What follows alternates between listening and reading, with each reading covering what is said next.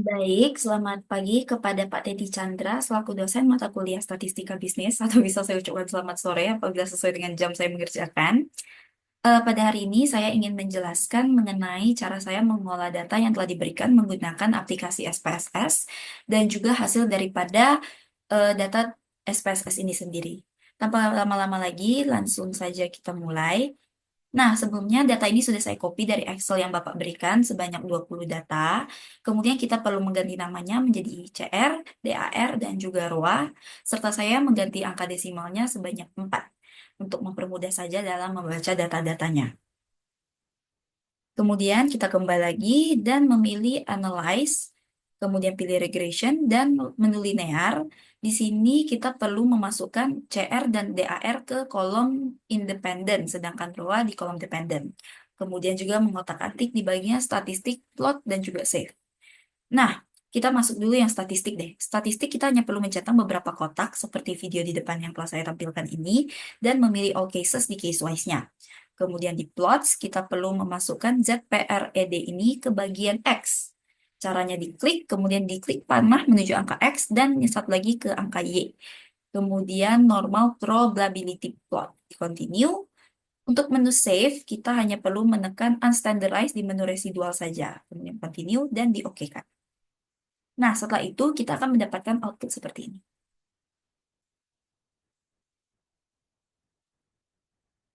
Nah, kemudian kita lanjut lagi kembali ke datasetnya. Kita pilih menu transform. Untuk kawan-kawan tidak perlu kaget ketika muncul tabel baru setelah kita melakukan rumus itu ya. Kemudian kita pencet transform, compute variable. Kita akan menamai targetnya itu len underscore res y.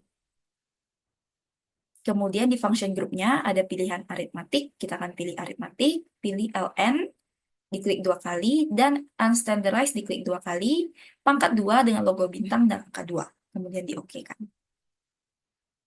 Nah, ini juga akan mengakibatkan munculnya tabel baru seperti ketika kita menganalisis tadi. Nama tabelnya sesuai dengan nama yang telah kita berikan. Kita ulang lagi stepnya, tapi nama targetnya dibuat untuk ABS-nya. Jadi ABS res Y. Itu ada sedikit typo, tapi nanti kita beri namanya adalah ABS underscore res Y. Nah, tapi khusus untuk yang ABS ratio ini tidak perlu kita kuadratkan lagi teman-teman karena rumusnya tidak memerlukan untuk kita kuadratkan. Stepnya itu sama, cuman di functionnya kita pilih yang ABS. Kemudian tetapi klik yang unstandardized-nya tidak perlu dikuadratkan, langsung di-OK-kan saja. Nah, kemudian kita kembali lagi ke datasetnya. Setelah itu, kita akan lanjut dengan mengubah desimal. Ini supaya mempermudah membaca, apabila teman-teman tidak mengikuti juga tidak menjadi sebuah masalah. Nah, setelah itu, karena ini sudah rapi semuanya, desimalnya sudah sama juga, sama-sama 4 semua. Selanjutnya, kita akan masuk ke menu Analyze. Kemudian kita akan memilih non-parametric test dan memilih menu Legacy Dialogs di bagian bawah yang ada tanda panah dan memilih One Sample KS. Nah, ini tuh berfungsi untuk mengecek ada atau tidaknya autokorelasi ya teman-teman. Kemudian kita perlu memasukkan unstandardized ini ke bagian variable list. Kemudian kita OK-kan. Kita kembali lagi kepada datasetnya. Kemudian kita akan lanjut lagi. Untuk stepnya selanjutnya adalah klik menu Analyze, kemudian non-parametric lagi, di Legacy Dialogs lagi, tapi kali ini kita pilih menu Runs. Untuk stepnya tetap sama, masukkan unstandardized sebagai variabel, dan di-OK-kan.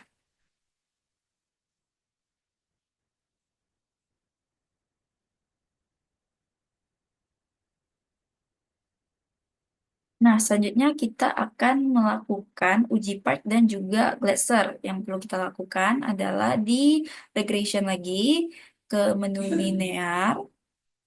Nah, kita hanya perlu mengeluarkan. Jadi kita kembali ke setting utama, kita keluarkan. Row-nya kita kembalikan, CR dan juga DAR-nya juga kita kembalikan. Tapi dependennya kita masukkan learn ratio-nya. Untuk statistik juga kita kembalikan kepada settingan awal ya teman-teman. Centangnya semua kita hilangkan, kembalikan kepada setting pertama kali kita membuka atau sebelum kita centang-centang. Tapi CRDAR-nya tetap dibiarin, yang diganti hanya ROA diganti dengan learn ratio. Untuk yang yang plot juga begitu, yang Y dan X-nya kita keluarkan semuanya, centangnya juga dihilangin, yang normal probability. Untuk yang safe juga kita hilangkan centangnya di bagian unstandardized-nya. Kemudian continue dan di OK. Nah, kita perlu melakukannya dua kali ya teman-teman, karena untuk learn ratio dan juga untuk ABS. Ini kita lakukan lagi untuk ABS-nya. Step-stepsnya masih sama, analyze, di regression, kemudian ke menu linear. Nah, terus yang tadi kan learn ratio ini kita keluarkan, kita ganti dengan yang ABS underscore ratio. Nih, itu masih learn ratio, kita keluarkan, ganti jadi ABS, dimasukkan ke dependent, CRDAN-nya ditetapkan seperti itu, tapi kan ini kita sudah ganti statistik, tapi ini hanya untuk memastikan, kita cek lagi, untuk centang-centang dan variabel-variabelnya semua sudah dikeluarkan, nah, residualnya juga sudah tidak dicentangkan, kita oke kan?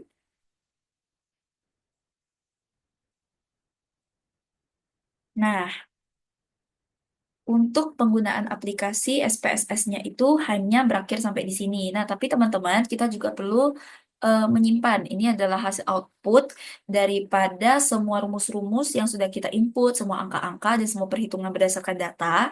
Kita save dulu. Nah, untuk namanya sebenarnya bebas teman-teman, tapi saya memberi namanya adalah ujian hasil uji linear karena ini adalah ujian akhir semester, jadi saya beri nama ujian.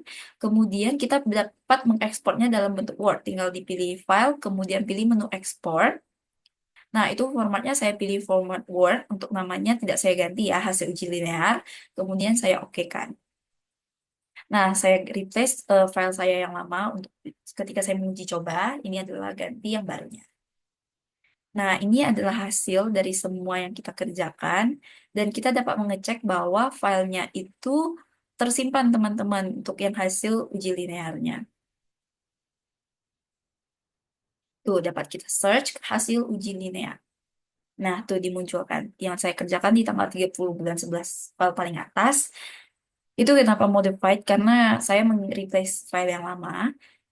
Ini adalah bentuk outputnya apabila sudah di dalam bentuk Word. Lebih rapi, lebih mudah untuk dibaca apabila teman-teman ingin memahami. Itu jauh lebih mudah apabila diganti dalam bentuk Word. Daripada kita menggunakan em, yang memang dari IBM SPSS-nya. Jadi lebih mudah untuk kita menggunakan yang format Word. Lebih mudah untuk dibaca karena dia lebih rapi, lebih berurut juga. Nah, ketika kita melakukan sebuah pengujian, tentu akan ada hasil yang kita dapatkan. Nah, saya akan menjelaskan hasil ini dalam bentuk PowerPoint, teman-teman. Saya sudah menyiapkan sebuah PowerPoint singkat yang dapat membantu saya dalam menjelaskan hasil uji regresi linear yang saya presentasikan, yaitu dengan NIM 2361201069. Nah, pertama-tama, apa sih judul dari ujian ini? Pada kali ini kita membahas mengenai pengaruh current ratio dan struktur modal terhadap profitability pada perusahaan di Bursa Efek Indonesia atau BEI. Nah, kemudian ada pun rumusan masalahnya itu apakah terdapat pengaruh current ratio terhadap profitability pada perusahaan di BEI? Yang kedua, apakah terdapat pengaruh struktur modal terhadap profitability pada perusahaan di BEI? Nah, kemudian tujuannya untuk menguji pengaruh current ratio terhadap profitability pada perusahaan BEI dan untuk menguji pengaruh struktur modal terhadap profitability pada perusahaan BEI. Oh, hipotesis ini kita memiliki dua kemungkinan. Untuk hipotesis yang pertama itu terdapat pengaruh current ratio terhadap profitability dan juga terdapat pengaruh struktur modal terhadap jumlah tanggapan. Sedangkan untuk hipotesis keduanya adalah terdapat pengaruh positif current ratio terhadap profitability dan juga pengaruh negatif struktur modal terhadap profitability. Nah, metode penelitian yang saya gunakan ini total ada 4, yaitu normalitas data, autokorelasi, multikolinearitas, heteroskedastisitas. Nah, untuk yang pertama adalah uji normalitas data. Uji normalitas data ini berfungsi untuk menguji normalitas dari variabel pengganggu atau residual dalam mode regresi. Nah, Kalau gambar yang di atas, yang diagram titik-titik, ini sebenarnya bersifatnya lebih subjektif. Kalau titik-titiknya masih berkisar di dekat garis, maka bisa dikatakan bahwa datanya ini masih normal. Tetapi apabila putarannya itu semakin jauh, berarti dia tidak normal datanya. Nah, tapi kan hal ini masih bersifat subjektif ya, teman-teman, karena dekat atau tidaknya ditentukan oleh masing-masing individu. Nah, tapi tenang saja, normalitas data ini dapat dihitung juga melalui gambar yang kedua, yang one sample Kolmogorov-Smirnov test. Nah, kita perlu memperhatikan angka signifikannya, teman-teman. Nah, ketentuannya itu adalah angka signifikannya tidak lebih besar dari 0,05. Nah, sedangkan di data ini adalah 0,200 dan dia masih lebih besar dari 0,05. Jadi datanya masih tergolong normal ya, teman-teman. Kemudian autokorelasi. Autokorelasi ini dapat dilakukan dengan dua cara. Yang cara pertama adalah Durbin-Watson test. Nah, di tengah-tengah itu saya meletakkan kriteria dari Durbin Watson. Itu total kriterianya terdapat 5. Yang saya gunakan adalah yang terakhir, yang DU, D4 kurang DU. Saya menggunakan kriteria yang terakhir. Nah, autokorelasi ini berfungsi untuk apa sih, teman-teman? Untuk autokorelasi itu berfungsi untuk menguji apakah terdapat korelasi dari variabel pengganggu atau residual pada periode T dengan periode T-1 atau sebelumnya dalam model regresi. Nah, kalau Durbin Watson ini ada pun cara yang pertama adalah kita lihat dulu angka DU-nya. Itu angka DU-nya di 1,5367. Nah, bagaimana sih cara saya mendapatkan angka DU itu? Kita perlu menentukan jumlah data. Jumlah data kita tadi kan sebanyak 20 buah. 20, kemudian kita lihat di tabel besar yang angkanya banyak itu, kita lihat di angka 20 di bagian K2 huruf DU-nya. Kenapa di K2? Karena variabel X-nya ada dua, jadi kita lihat K2. Kalau misalnya variabelnya hanya satu, kita lihat di K1 dan begitu seterusnya ya, teman-teman. Nah, di 20 DU itu kita dapatnya di angka 1,5367. Nah, atau saat dibulatkan 1,537. Kemudian kita tinggal masukkan saja ketentuannya tadi, teman-teman. DU-nya 1,537, D-nya itu 1,464, itu dilihat dari hasil output SPSS-nya di angka Durbin Watson-nya 1,464. Kemudian 4 dikurang 1,537.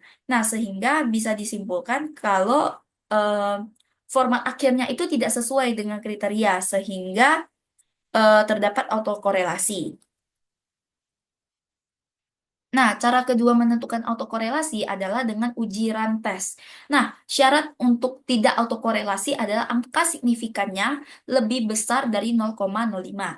Nah, angka lebih besar, angka signifikan itu dapat kita lihat di gambar 0,108, di mana 0,108 itu lebih besar daripada 0,05, sehingga disimpulkan tidak terdapat autokorelasi. Jadi, untuk menentukan autokorelasi, teman-teman dapat memilih salah satu dari dua cara yang telah saya ajarkan ini. Selanjutnya adalah multikolinearitas. Ini juga memiliki dua cara, yaitu melalui matriks korelasi yang pertama. Tujuan kita membuktikan multikolinearitas ini adalah menguji korelasi antara variabel independen dalam model regresi.